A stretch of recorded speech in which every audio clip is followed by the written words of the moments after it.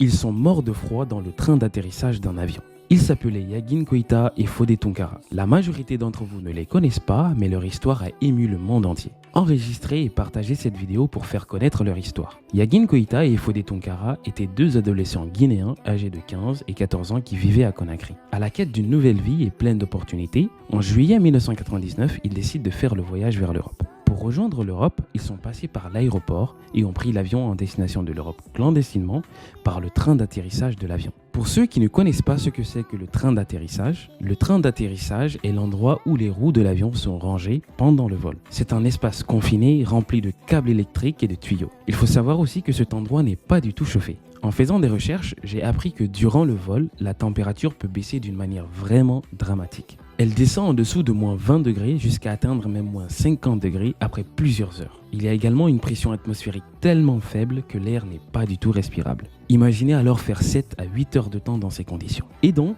en résumé, Fodé et Yagin ont été retrouvés morts de froid et de manque d'oxygène alors qu'ils fuyaient l'Afrique pour échapper à la pauvreté. Les deux clandestins espéraient trouver asile en Europe. La date exacte de leur mort n'est pas vraiment nette, mais selon mes recherches, les corps ont été retrouvés le 2 août 1999.